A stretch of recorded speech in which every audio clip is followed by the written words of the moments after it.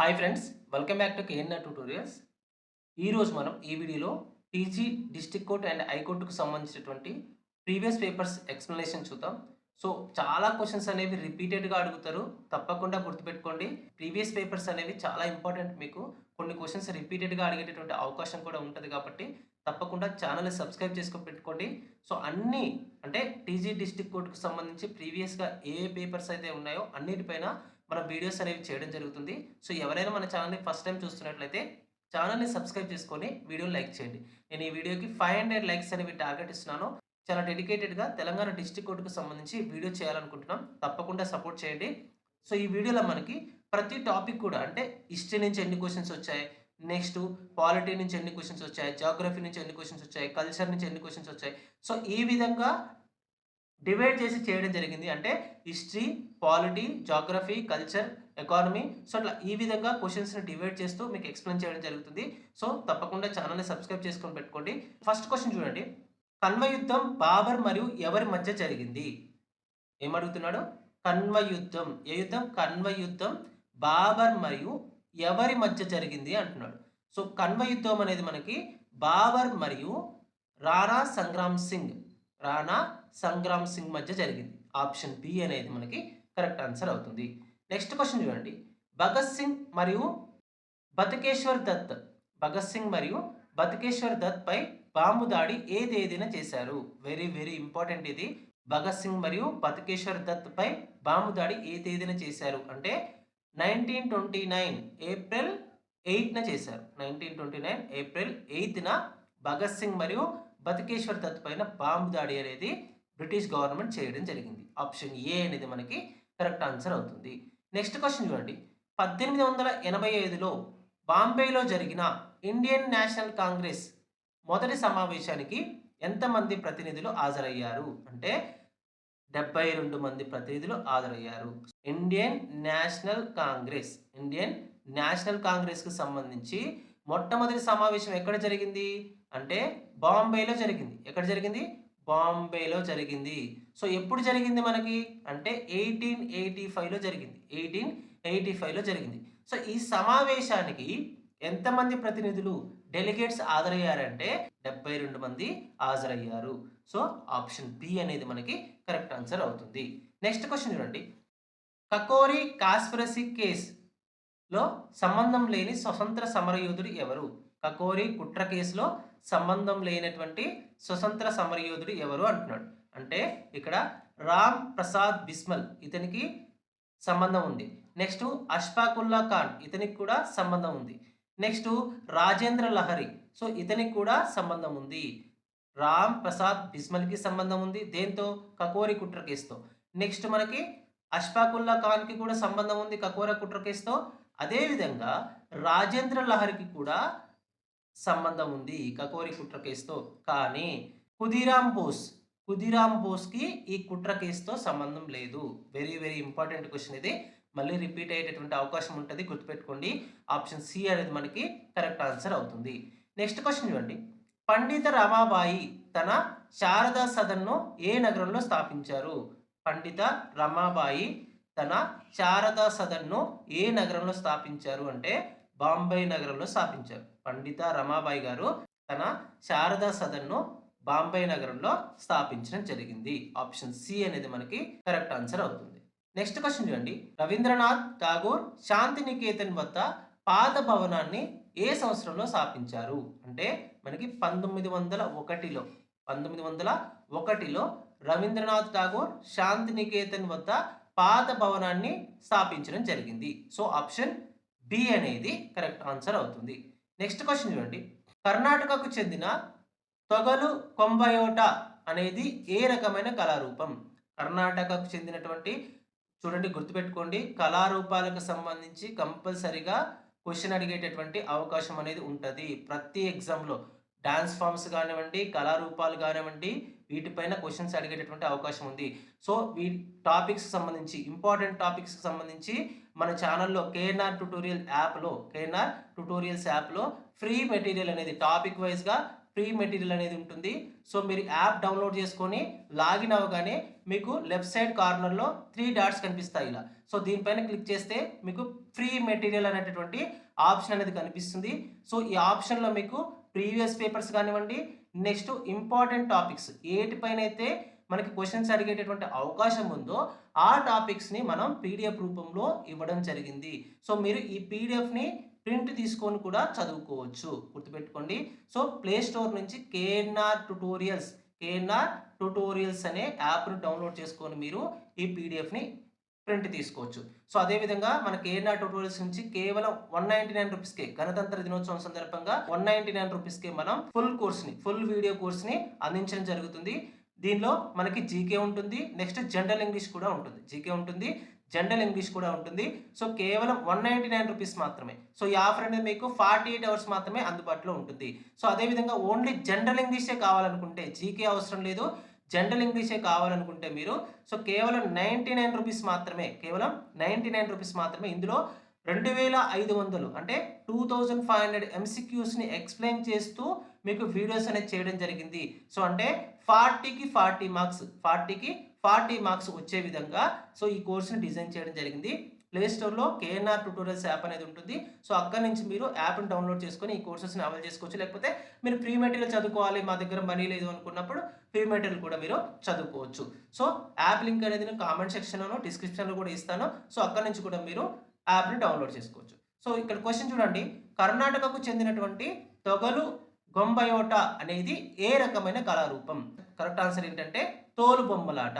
ఓకేనా, option B అనేది correct answer అవుతుంది. కర్ణాటకకు చెందినటువంటి తొగలు గొంబయోట అనేది తోలు బొమ్మలాటకు సంబంధించినటువంటి కళారూపంగా చెప్తాము. పాండవాని అనే జానపద గాన శైలి ఏ రాష్ట్రంలో ప్రసిద్ధి? జానపద కళలు కూడా చాలా చాలా ఇంపార్టెంట్, గుర్తుపెట్టుకోండి.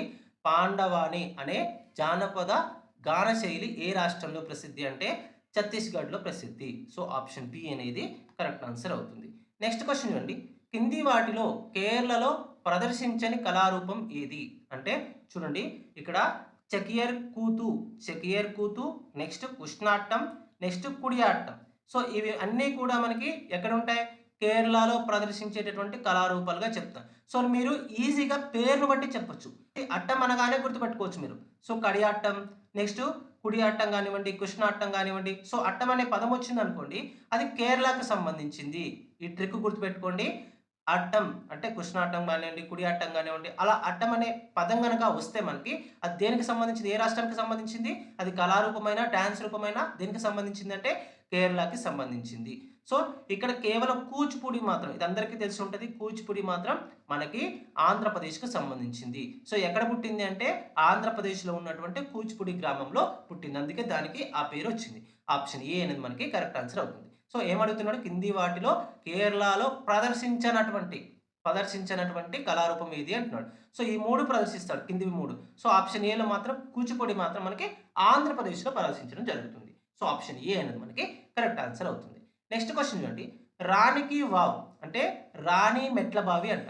రాణికి వావ్ లేదా రాణి మెట్ల బావి గుజరాత్లోని ఏ ప్రాంతంలో ఉంది? ఓకేనా. సో ముఖ్యమైనటువంటి ఏవైతే యునెస్కో సైట్స్ ఉంటాయో, యునెస్కో సైట్ ఇది. ఓకేనా. సో రాణికి వావ్ అనేది ఏంటి? UNESCO site. Very very important. UNESCO sites పైన కూడా మనకి క్వశ్చన్స్ వచ్చేటటువంటి అవకాశం ఉంది. ఇవి కూడా చదువుకోవడానికి ట్రై చేయండి. మన యాప్లో ఫ్రీ మెటీరియల్ ఉంటుంది వీటి గురించి కూడా. సో తప్పకుండా డౌన్లోడ్ చేసుకోండి. సో నెక్స్ట్ ఇక్కడ చూడండి, రాణికి వావ్ గుజరాత్లోని ఏ ప్రాంతంలో ఉందంటే పఠాన్ ప్రాంతంలో ఉంది. రాణికి వావ్ అనేది మనకి పఠాన్ ప్రాంతంలో ఉంది. ఎక్కడ? గుజరాత్లో ఉన్నటువంటి పఠాన్ ప్రాంతంలో ఉంది. ఇది ఒక యునెస్కో సైట్. ఓకేనా, ఇది యునెస్కో సైట్, యునెస్కో వారసత్వ ప్రదేశంగా చెప్తాం. నెక్స్ట్ పాలిటీకి సంబంధించి, పాలిటీ నుంచి ఎలాంటి క్వశ్చన్స్ వస్తున్నాయో చూడండి. భారత రాజ్యాంగంలో ఇంపీచ్మెంట్ ఆఫ్ ప్రెసిడెంట్, రాష్ట్రపతి అభిశంసన అంట గురించి తెలిపే ఆర్టికల్ ఏది? భారత రాజ్యాంగంలో రాష్ట్రపతి అభిశంసన లేదా ఇంపీచ్మెంట్ ఆఫ్ ప్రెసిడెంట్ గురించి తెలిపే ఆర్టికల్ ఏది అంటున్నాడు. అంటే మనకి ఆర్టికల్ 61 భారత రాజ్యాంగంలో ఉన్నటువంటి 61వ ఆర్టికల్ అనేది రాష్ట్రపతి యొక్క అభిశంసన లేదా ఇంపీచ్మెంట్ ఆఫ్ ప్రెసిడెంట్ గురించి తెలియజేస్తుంది. ఆప్షన్ బి అనేది మనకి కరెక్ట్ ఆన్సర్ అవుతుంది. నెక్స్ట్ క్వశ్చన్ చూడండి, 2019 నాటికి భారతదేశంలో ఎన్నిసార్లు ఫైనాన్షియల్ ఎమర్జెన్సీ లేదా ఆర్థిక అత్యవసర పరిస్థితిని విధించారు. సో 2019 నాటికి అంటున్నాడు. సో అంటే చూడండి మనకి 2022లో జరిగింది కదా ఈ ఎగ్జామ్. సో 2019 నాటికి అడుగుతున్నాడు. ఓకేనా? సో మనకి రేపు 2026లో ఎగ్జామ్ జరిగితే 2025 నాటికి అని అడగొచ్చు. 2025 నాటికి భారతదేశంలో ఎన్ని సార్లు ఆర్థిక అత్యవసర పరిస్థితిని విధించారని అడగొచ్చు. సో గుర్తుపెట్టుకోండి 2025 నాటికి జీరోనే. నెక్స్ట్ 2019 నాటికి కూడా జీరోనే. ఓకేనా? గుర్తుపెట్టుకోండి. 2019 నాటికి జీరో అంటే ఒక్కసారి కూడా ఆర్థిక అత్యవసర పరిస్థితిని విధించలేదు. 2025 నాటికి కూడా ఒక్కసారి కూడా ఆర్థిక అత్యవసర పరిస్థితిని విధించలేదు. ఆర్థిక అత్యవసర పరిస్థితి అంటే ఏంటంటే ఎప్పుడైతే ఒక దేశంలో ద్రవ్యోల్బణం అనేది అత్యధికంగా పెరిగిపోయి మానవుడు కనీస అవసరాలను కూడా తీర్చుకోలేనటువంటి స్థితి ఉంటుందో సో దాన్నే మనం ఆర్థిక అత్యవసర పరిస్థితి అంటాం. అంటే భారతదేశం యొక్క ఆర్థిక పరిస్థితి అనేది అస్తవ్యస్తంగా తయారైనప్పుడు ఆర్థిక అత్యవసర పరిస్థితిని విధిస్తారు. సో ఇప్పటి వరకైతే 2025 నాటికైతే భారతదేశంలో ఒక్కసారి కూడా ఆర్థిక అత్యవసర పరిస్థితిని విధించలేదు. సో ఆప్షన్ డి అనేది మనకి కరెక్ట్ ఆన్సర్ అవుతుంది. ఓకేనా? నెక్స్ట్ క్వశ్చన్ చూడండి. కేంద్ర ప్రభుత్వం రాష్ట్రాలకు ఇచ్చే గ్రాంట్స్ గురించి తెలిపే ఆర్టికల్ ఏది? కేంద్ర ప్రభుత్వం అనేది రాష్ట్రాలకు ఇచ్చేటటువంటి గ్రాంట్స్ వీటినే నిధుల సహాయం అంట. ఓకేనా? నిధుల సహాయం అంట. సో దీని గురించి తెలిపే ఆర్టికల్ ఏదంటే ఆర్టికల్ 275. ఆర్టికల్ 275 గుర్తుపెట్టుకోండి. Finance commission. ఓకేనా?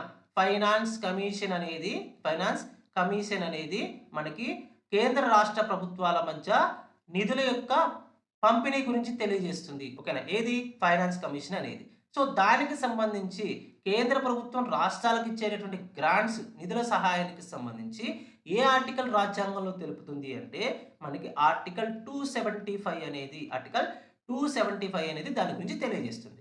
నెక్స్ట్ 14th క్వశ్చన్ చూడండి. రాష్ట్రపతి రాజ్యసభకు ఎంతమంది సభ్యులను నామినేట్ చేస్తారు? అంటే 12 మంది సభ్యులను నామినేట్ చేస్తారు. ఓకేనా? రాష్ట్రపతి రాజ్యసభకు ఎంతమంది సభ్యులను నామినేట్ చేస్తారంటే 12 మంది సభ్యులను నామినేట్ చేస్తారు. నెక్స్ట్ క్వశ్చన్ చూడండి. ఇది జాగ్రఫీ అండ్ సైన్స్కి సంబంధించినటువంటి క్వశ్చన్స్. గుర్తుపెట్టుకోండి మనకి జాగ్రఫీ నుంచి క్వశ్చన్స్ ఉంటాయి, అదేవిధంగా పాలిటీ నుంచి ఉంటాయి, నెక్స్ట్ హిస్టరీ నుంచి ఉంటాయి, నెక్స్ట్ సైన్స్ అండ్ టెక్నాలజీ నుంచి ఉంటాయి, అదేవిధంగా కల్చర్ నుంచి ఉంటాయి. గుర్తుపెట్టుకోండి తెలంగాణ మూవ్మెంట్ నుంచి ఉంటాయి, తెలంగాణ కల్చర్ నుంచి కూడా క్వశ్చన్స్ వచ్చేటటువంటి అవకాశం ఉంటుంది. నెక్స్ట్ 15th క్వశ్చన్ చూడండి. వింధ్య మరియు సత్పురా పర్వత శ్రేణుల మధ్య ప్రవహించే నది ఏది? వింధ్య మరియు సత్పురా నదుల మధ్య వింధ్య మరియు సత్పురా పర్వతాల మధ్య ప్రవహించేటటువంటి నది ఏదంటే నర్మదా నది. సో నర్మదా నది అనేది వింధ్య మరియు సత్పురా పర్వతాల మధ్య ప్రవహిస్తుంది. సో ఆప్షన్ సి అనేది మనకి కరెక్ట్ ఆన్సర్ అవుతుంది. నెక్స్ట్ క్వశ్చన్ చూడండి. సూర్యుని చుట్టూ ఒక రౌండ్ వేయడానికి అంటే ఒకసారి తిరగడానికి మెర్క్యూరీ లేదా బుధ గ్రహానికి ఎన్ని రోజులు పడుతుంది? ఓకేనా? సూర్యుని చుట్టూ తిరిగి రావడానికి మెర్క్యూరీ లేదా బుధ గ్రహానికి ఎన్ని రోజులు పడుతుంది అంటే 88 రోజులు పడుతుంది. ఓకేనా? సో సూర్యుని చుట్టూ బుధ గ్రహం అనేది తిరిగి రావడానికి మనకి 88 రోజులు అనేది టైం పడుతుంది. సో ఇలాంటి క్వశ్చన్స్ కూడా అడుగుతాడు, గుర్తుపెట్టుకోండి. నెక్స్ట్ క్వశ్చన్ చూడండి. అంతరిక్షం నుండి వచ్చే ఉల్కలు వాతావరణంలోని ఏ పొరలో కాలిపోతాయి? ఓకేనా? సో వాతావరణంలో మనకి ఐనో ఆవరణము, స్ట్రాటో ఆవరణము, నెక్స్ట్ మీసో ఆవరణము, థర్మో ఆవరణము. సో ఇలా ఉంటాయి. ఫస్ట్ ఐనో ఆవరణము, నెక్స్ట్ స్ట్రాటో ఆవరణము, తర్వాత మీసో ఆవరణము, నెక్స్ట్ థర్మో ఆవరణం. సో ఇక్కడ మనకి ఎలా ఉంటుందంటే ఏవైతే అంతరిక్షం నుంచి ఉల్కలు వస్తాయో అవి మీసో ఆవరణంలో బర్న్ అయిపోతాయి, కాలిపోతాయి. ఓకేనా? సో బ్లాస్ట్ అయిపోతాయి. సో గుర్తుపెట్టుకోండి, వెరీ వెరీ ఇంపార్టెంట్. సో ఇది మీసో ఆవరణానికి సంబంధించి. సో ఆప్షన్ సి అనేది మనకి కరెక్ట్ ఆన్సర్ అవుతుంది. నెక్స్ట్ క్వశ్చన్ చూడండి. దక్కన్ పీఠభూమి ఏ రకమైన రాళ్లతో ఏర్పడింది? దక్కన్ పీఠభూమి అనేది వెరీ వెరీ ఇంపార్టెంట్. ఇది చాలా కాంపిటేటివ్ ఎగ్జామ్స్లో తప్పకుండా అడుగుతున్నాడు. దక్కన్ పీఠభూమి అనేది మనకి ఏ రకమైన రాళ్లతో ఏర్పడిందంటే బసాల్ట్ రాళ్లతో ఏర్పడింది. సో చాలా సంవత్సరాల క్రితం, కొన్ని వేల సంవత్సరాల క్రితం మన అగ్నిపర్వతాలు అనేవి అగ్నిపర్వతాల నుంచి లావా అనేది ఉబికి రావడం వల్ల, ఆ లావా వ్యాప్తి చెందడం వల్ల ఈ దక్కన్ పీఠభూమి అనేది ఏర్పడింది అని చెప్తారు. సో ఈ బసాల్ట్ రాళ్ళు ఏవైతే ఉన్నాయో ఇవి భూమి లోపల ఉన్నటువంటి బసాల్ట్ రాళ్ళు ఏవైతే ఉన్నాయో అవి కరిగిపోయి భూమిపైన అగ్నిపర్వతాల ద్వారా లావా ద్వారా భూమిపైన విస్తరించి ఆ దక్కన్ పీఠభూమి ఏర్పడిందని చెప్తాము. సో ఆప్షన్ బి అనేది మనకి కరెక్ట్ ఆన్సర్ అవుతుంది. నెక్స్ట్ క్వశ్చన్ అండి, మంచు పొరల్లో ఎంత శాతం నీరు నిల్వ చేయబడి ఉంటుంది? మంచు పొరల్లో మనకి ఐస్ క్యాప్స్ అంటాం వీటినే. ఐస్ క్యాప్స్‌లో ఎంత శాతం నీరు ఉంటుంది అంటే మనకి 2% ఉంటుంది. గుర్తుపెట్టుకోండి. ఇది చాలా చాలా ఇంపార్టెంట్. చాలా కాంపిటీటివ్ ఎగ్జామ్స్‌లో ఇతర స్టేట్స్‌లో కూడా కాంపిటీటివ్ ఎగ్జామ్స్‌లో ఈ క్వెషన్ అనేది అడుగుతున్నాడు. గుర్తుపెట్టుకోండి ఆప్షన్ సి. ఓకేనా. మంచు పొరల్లో ఎంత శాతం నీరు నిల్వ ఉంటుందంటే మనకి 2% నీరు అనేది నిల్వ ఉంటుంది. నెక్స్ట్ హిమానీ నదాలను ఏమని కూడా పిలుస్తారు? హిమానీ నదాలను ఏమని పిలుస్తామంటే ఘనీభవించినటువంటి మంచు నదులు. హిమానీ నదాలు అంటే ఎలా ఉంటాయి? అంటే మనకి నీరు ప్రవహిస్తూ ఉండదు. ఓకేనా. గడ్డగట్టి ఉంటుంది. సో అందుకే దాన్ని ఘనీభవించినటువంటి నది అంటాం. హిమానీ నదాలు లేదా గ్లేసియర్స్ అంటాం వీటినే. గ్లేసియర్స్. ఈ గ్లేసియర్స్ నుంచే నదులు అనేవి పుట్టి మనకి ప్రవహిస్తూ ఉంటాయి. ఓకేనా. సో హిమానీ నదాలను ఘనీభవించినటువంటి మంచు నదులు అని కూడా పిలుస్తాము. సో ఆప్షన్ బి అనేది మనకి కరెక్ట్ ఆన్సర్ అవుతుంది. నెక్స్ట్ జనరల్ నాలెడ్జ్‌కి సంబంధించినటువంటి క్వెషన్స్. జనరల్ నాలెడ్జ్‌కి సంబంధించి జీకేకి సంబంధించిన క్వెషన్స్ చూడండి. దాదాసాహెబ్ ఫాల్కే అవార్డ్స్ ఏ సంవత్సరంలో ప్రవేశపెట్టారు? దాదాసాహెబ్ ఫాల్కే అవార్డ్స్ అనేవి ఏ సంవత్సరంలో ప్రవేశపెట్టారంటే 1969లో ప్రవేశపెట్టారు. సో ఆప్షన్ బి అనేది కరెక్ట్ ఆన్సర్ అవుతుంది. నెక్స్ట్ క్వెషన్ చూడండి. మొట్టమొదటి పరమ్‌వీర్ చక్ర అవార్డు ఎవరికి లభించింది? మొట్టమొదటి పరమ్‌వీర్ చక్ర అవార్డు అనేది ఎవరికి లభించిందంటే మేజర్ సోమనాథ్ శర్మకి. మేజర్ సోమనాథ్ శర్మకి మొట్టమొదటి పరమ్‌వీర్ చక్ర అవార్డు అనేది లభించడం జరిగింది. గుర్తుపెట్టుకోండి మొట్టమొదటి వ్యక్తుల గురించి కూడా మనకి క్వెషన్ అడిగేటువంటి అవకాశం ఉంటుంది. మొట్టమొదటి ప్రైమ్ మినిస్టర్ ఎవరు? మొట్టమొదటి రాష్ట్రపతి ఎవరు? నెక్స్ట్ మొట్టమొదటి నోబెల్ ప్రైజ్ తీసుకున్నది ఎవరు? మొట్టమొదటి పరమ్‌వీర్ చక్ర తీసుకున్నది ఎవరు? సో ఇలాంటివి కూడా మొట్టమొదటి నోబెల్ పీస్ ప్రైజ్ తీసుకున్నది ఎవరు? సో ఇలాంటి క్వెషన్స్ అడిగేటటువంటి అవకాశం ఉంటుంది. సో మేజర్‌గా అవార్డ్స్‌కి సంబంధించి మొట్టమొదటి అవార్డ్స్ తీసుకున్న వాళ్ళకి సంబంధించి వీటిని అడిగేటటువంటి అవకాశం ఉంటుంది. గుర్తుపెట్టుకోండి. సో నెక్స్ట్ క్వెషన్ చూడండి. యునెస్కో ఏ సంవత్సరంలో స్థాపించబడింది? నేను చెప్పా యునెస్కో గురించి 1-2 క్వెషన్స్ ఉంటాయి. యునెస్కోకు సంబంధించి 1-2 క్వెషన్స్ అనేవి ఉంటాయి. తప్పకుండా ఈ టాపిక్‌ని చదవడానికి ట్రై చేయండి. మన యాప్‌లో దీనికి సంబంధించి కంప్లీట్ ఇన్ఫర్మేషన్‌తో పీడిఎఫ్ అనేది అప్లోడ్ చేస్తాను. సో ఫ్రీ మెటీరియల్‌లో అది ఉంటుంది. సో తప్పకుండా డౌన్లోడ్ చేసుకొని ఒకసారి రిఫర్ చేయడానికి ట్రై చేయండి. కంప్లీట్‌గా మీకు ఎగ్జామ్ ఓరియంటేషన్‌లో పీడిఎఫ్ ఇస్తాను. ఒకసారి చూసుకోవడానికి ట్రై చేయండి. సో ఇక్కడ చూడండి యునెస్కో ఏ సంవత్సరంలో స్థాపించబడింది అంటే 1945లో స్థాపించబడింది. యునెస్కో అనేది 1945లో స్థాపించబడింది. నెక్స్ట్ క్వెషన్ చూడండి. ఏటీఎంను ఎవరు కనుగొన్నారు? ఆటోమేటెడ్ టెల్లర్ మిషన్ అంటాం. ఓకేనా. ఏటీఎం ఫుల్ ఫామ్ ఏంటంటే ఆటోమేటెడ్ టెల్లర్ మిషన్. సో ఒక్కొక్కసారి ఏటీఎం యొక్క ఫుల్ ఫామ్ కూడా అడిగేటటువంటి అవకాశం ఉంటుంది. గుర్తుపెట్టుకోండి. ఏటీఎంను ఎవరు కనుగొన్నారు అంటే మనకి జాన్ షెపర్డ్ బారన్ అనేటటువంటి వ్యక్తి మనకి ఏటీఎం ఆటోమేటెడ్ టెల్లర్ మిషన్‌ని కనుగొనడం జరిగింది. ఒక్కొక్కసారి మనకి అబ్రివియేషన్ లేదా ఫుల్ ఫామ్ కూడా అడిగేటటువంటి అవకాశం ఉంటుంది. గుర్తుపెట్టుకోండి. నెక్స్ట్ క్వెషన్ చూడండి. వైడ్ యాంగిల్ అనే పుస్తకాన్ని రాసింది ఎవరు? వైడ్ యాంగిల్ అనేటటువంటి పుస్తకాన్ని ఎవరు రాశారంటే అనిల్ కుంబ్లే. క్రికెటర్ అయినటువంటి అనిల్ కుంబ్లే వైడ్ యాంగిల్ అనేటటువంటి పుస్తకాన్ని రాయడం జరిగింది. నెక్స్ట్ క్వెషన్ చూడండి. భారతదేశం యొక్క మొట్టమొదటి బ్లాక్ చైన్ డిస్ట్రిక్ట్ ఏ రాష్ట్రంలో ఉంది?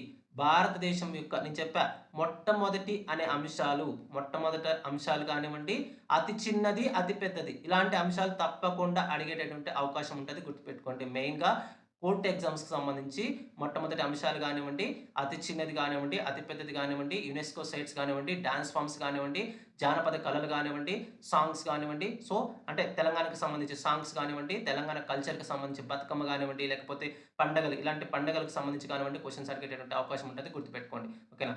భారతదేశం యొక్క మొట్టమొదటి బ్లాక్ చైన్ డిస్ట్రిక్ట్ ఏ రాష్ట్రంలో ఉంది అంటే మనకి తెలంగాణలో ఉంది. ఆప్షన్ సి అనేది మనకి కరెక్ట్ ఆన్సర్ అవుతుంది. నెక్స్ట్ క్వెషన్ చూడండి. కింది వాటిలో డైరెక్ట్ ట్యాక్స్ ఏది? అంటే ప్రత్యక్ష పన్ను అంటాం. కింది వాటిలో డైరెక్ట్ ట్యాక్స్ ఏదంటే మనకి ఆస్తి పన్ను. ఆస్తి పన్ను అనేది లేదా ప్రాపర్టీ ట్యాక్స్ అనేది డైరెక్ట్ ట్యాక్స్‌గా చెప్తాము. సో ఇక్కడ అమ్మక పన్ను, నెక్స్ట్ ఎక్సైజ్ పన్ను ఇవన్నీ కూడా మనకి ఇండైరెక్ట్ ట్యాక్స్‌గా చెప్తాం. జీఎస్టీ కూడా ఇండైరెక్ట్ ట్యాక్స్‌గా చెప్తాం. నెక్స్ట్ క్వెషన్ చూడండి. తెలంగాణ రైతు బీమా పథకం యొక్క లబ్ధిదారులు ఎవరు? సో ఇంకొక అంశం మనకి తెలంగాణ స్కీమ్స్‌కి సంబంధించి కూడా క్వెషన్స్ అడిగేటటువంటి అవకాశం ఉంటుంది. ఓకేనా. సో దీనికి సంబంధించి కూడా నేను పీడిఎఫ్ యాప్‌లో పెడతాను. తప్పకుండా డౌన్లోడ్ చేసుకోండి.